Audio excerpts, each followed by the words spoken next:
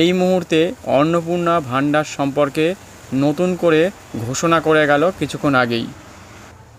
যে সকল মহিলারা অন্নপূর্ণা ভাণ্ডার পাচ্ছেন, বিশেষ করে টাকা পেয়ে গেছেন অথবা টাকা পাননি, তাদের জন্য দুই পক্ষ তরফ থেকেই একটি নতুন করে ঘোষণা করেছে। যারা টাকা পেয়েছেন এবং টাকা পাননি, দুই পক্ষই সকল মানুষকেই নতুন করে আবার অনলাইনে ফর্ম ফিল আপ করার কথা বলছে। তাহলে এই যারা টাকা পেয়েছেন কয়েকদিন আগেই এবং এখনও পর্যন্ত যে সকল মহিলারা টাকা পাননি, তারা কিন্তু অবিলম্বে আপনাদের নিকটবর্তী এলাকায় অনলাইনে যারা কাজ করছেন সেই সকল জায়গায় আপনাকে আবার নতুন করে অনলাইনে ফর্ম ফিল আপ করতে হবে। সরকারি পক্ষ থেকে এই ধরনের ঘোষণা এসেছে। প্রতিটা পাড়ায়, গ্রামে, কোনো পঞ্চায়েত এলাকায় এবং কোনো জায়গায় মিউনিসিপ্যালিটি এলাকায়, গ্রাম্য জায়গাতে প্রতিটা জায়গায় অটোয় করে, টোটোয় করে ঘোষণা করছে এই মুহূর্তে।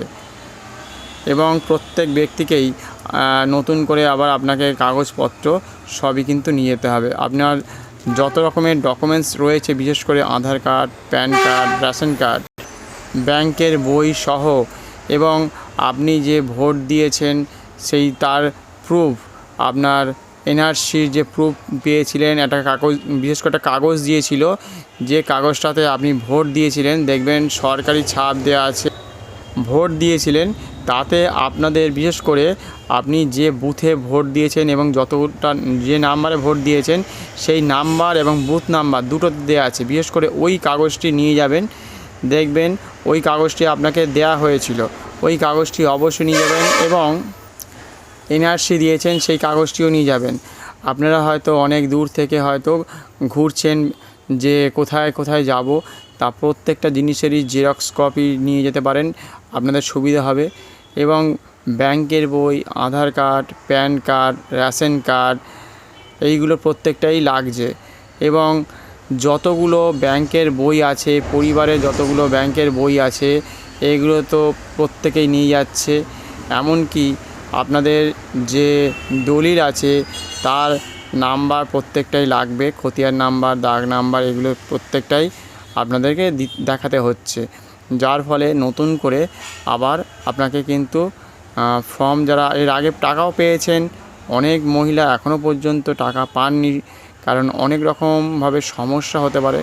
বিভিন্ন মানুষ এর মধ্যে ঢুকে পড়েছে। কোনো ছেলের নাম, কোনো বাড়িতে ছেলেদের নামে টাকা ঢুকে যাচ্ছে, কোনো জায়গায় হয়তো তাদের মানে বাইরের কোনো মানুষ আছে যেখানে ভারতীয় নয়, এমন অনেক মানুষ এখনও পর্যন্ত আমাদের দেশের মধ্যে বিভিন্ন রকমভাবে ঘুরে বেড়াচ্ছে।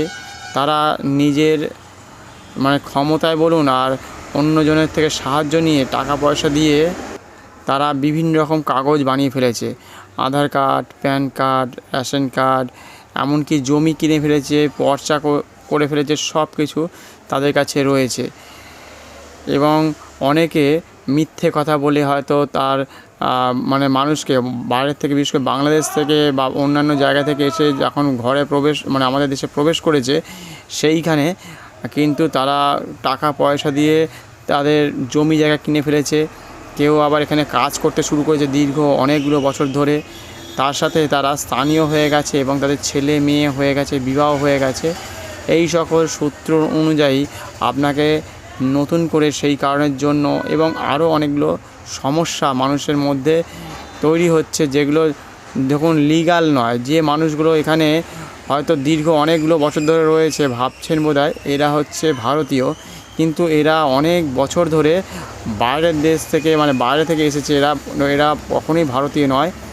সেই সকল মানুষরা কিন্তু আপনার রুটি রোজগারের ওপর কিন্তু বা কাজের জায়গায় এরা বাধা হয়ে দাঁড়াচ্ছে। সেই কারণের জন্য আপনাদের প্রত্যেককে আবার নতুন করে ফর্ম ফিল আপ করতে হবে অনলাইনের মাধ্যমে। আপনাকে আপনার যাবতীয় কাগজপত্র সব কিছু কিন্তু আপনাকে নিয়ে যেতে হবে, এবং তার সাথে সাথে আপনি যাতে সঠিক মানে মানুষ হন, তাহলে আপনার তো কোনো ভয়ও থাকছে না।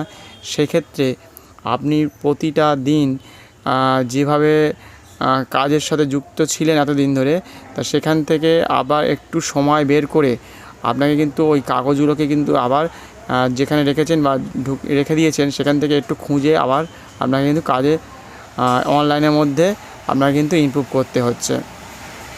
কারণ এক্ষেত্রে অনেকে ভাবছে যে আমি টাকা পেয়ে গেছি, বা এরকম অনেক ব্যক্তি এখনও পর্যন্ত হয়তো টাকা পায়নি, তারা ভাবছে বোধহয় আমি বোধহয় বেঁচে গেলাম। এখান থেকে বেঁচে যাওয়ার জায়গাটা নেই, যেহেতু সরকার পরিবর্তন হয়েছে। সরকার কিন্তু বিভিন্ন রকমভাবে চেষ্টা করছে যাতে ভারতীয় মানুষেরা যাতে টাকা পায় সঠিকভাবে, তার জন্যই কিন্তু এই ধরনের আবার নতুন করে আপনাকে ফর্মটা অনলাইনে ফিল আপ করতে হচ্ছে।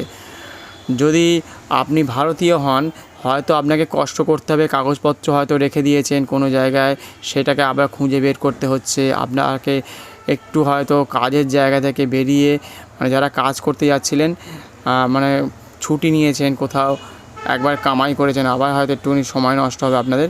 কিন্তু বেশ কিছু মানুষ আছে, আমি শুনলাম যে যারা খুবই দরিদ্র, বিশেষ করে তাদের তো অনেকের আবার রেশন কার্ড নেই, কারোর আধার কার্ডে ভুল আছে, কোনো ব্যক্তির আবার কাগজ আসেনি অনেক কিছু, তার জন্য হয়তো রেশন তুলতে পারছে না, আধার কার্ডের হয়তো এসে পৌঁছয়নি, এরকম অনেক সমস্যা তাদের মধ্যে রয়েছে, অনেক কাগজপত্রই নেই। অনেকে বলছে যে আমি ওই টাকার জন্য এতটা কামাই করতে পারবো না, যে তাদের বিষয়টা সম্পূর্ণ আলাদা। তারা যে প্রকৃত গরিব, তাদের কাছেও যদি সরকার একটু পরবর্তী সময় যদি খোঁজখবর নেয়, যে যারা হতদরিদ্র বলতে পারেন, রান্না করে খায়, অন্য লোকের বাড়িতে কাজ করে, অনেকে কাগজ সম্বন্ধে তেমনভাবে ওয়াকিবহাল নয়, অনেকে ওই যে ভোট দিয়েছে তার কাগজটা আদৌ রেখেছে না ছিঁড়ে ফেলেছে, বা এরকম অনেক কিছু ঘটতে পারে।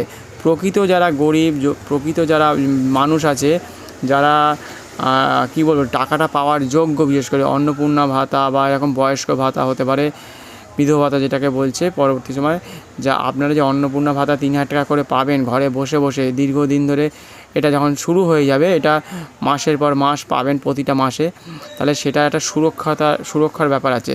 সেই সুরক্ষা বজায়ের জন্য আপনাদের প্রত্যেককে একটু কষ্ট করতে হচ্ছে, এবং সেটার জন্যই আপনাদের প্রত্যেককেই আর একবার করে কিন্তু এই নামটা নথিভুক্ত করতে হবে। সেই কারণের জন্য প্রত্যেক মানুষকে আবার অনলাইনের মাধ্যমে আপনার নামটি নতুন করে নথিভুক্ত করতে হবে, এবং তার তো সব কিছুই আছে, আপনার বাড়ির জমি কতটা আছে, আপনার যাদের বাড়িতে ভাড়া থাকেন, বা আপনার জমি কিনা, বাড়ি কিনা, কটা ঘর, এই সব বিষয়গুলো তো থাকছেই। এইগুলো তো প্রত্যেকটাই করেছেন, আবার নতুন করে কিন্তু সেই তথ্যটা তুলে ধরবে। কারণ এর মধ্যে অনেক গোলযোগ মানুষ কিন্তু ঢুকে পড়েছে, আশা করেছে সরকার কর্তৃপক্ষ, তারা কিন্তু সেই জন্য, যে হয়তো এর মধ্যে অনেক ধরনের মানুষ আছে যারা কাগজপত্রকে লিগ্যাল বলে হয়তো গণ্য করে ফেলেছে অলরেডি, সেই কারণের জন্য আবার নতুন করে যাচাই করা হচ্ছে।